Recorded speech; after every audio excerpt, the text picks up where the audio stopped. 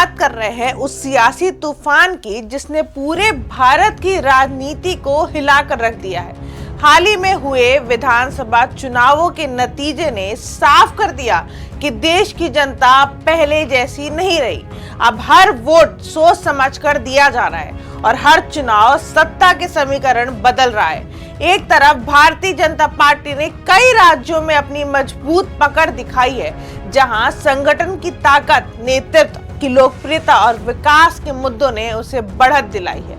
वहीं दूसरी ओर दक्षिण भारत में एक बिल्कुल अलग तस्वीर सामने आई है, जहां कई जगह पर सत्ता परिवर्तन ने सभी राजनीतिक विश्लेषकों को चौंका दिया है। लंबे समय से शासन कर रही सरकारों को जनता ने बाहर का रास्ता दिखाया है और विपक्षी दलों ने जबरदस्त वापसी करते हुए यह साबित किया है कि राजनीति में कुछ भी स्थायी नहीं होता। इन नतीजों के पीछे कई बड़े कारण सामने आ रहे हैं। सबसे पहले सत्ता विरोधी लहर यानी एंटी इंकम्बेंसी, जिसने कई राज्यों में सरकारों के खिलाफ माहौल तैयार किया।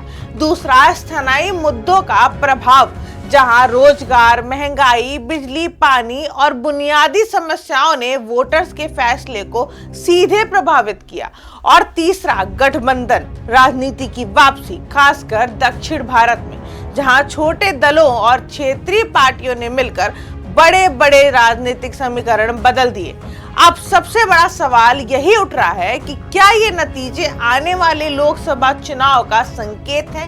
क्या बीजेपी अपनी इस बढ़त को पूरे देश में कायम रख पाएगी या विपक्ष इन संकेतों को समझकर एकजुट होकर बड़ा उलटफेर करेगा? साफ है कि यह सिर्फ चुनावी परिणाम नहीं, बल्कि यह जनता का सीधा संदेश है। काम करो या सत्ता छोड़ो। आज का मतदाता जागरूक है, वह हर वादे का हिसाब मांग रहा है और हर चुनाव में नेताओं को आईना दिखा रहा है। यही वजह है कि अब भारत की राजनीति एक नए दौर में प्रवेश कर चुकी है, जहां हर राज्य की अपनी अलग कहानी है और हर चुनाव एक नया संदेश लेकर आता है।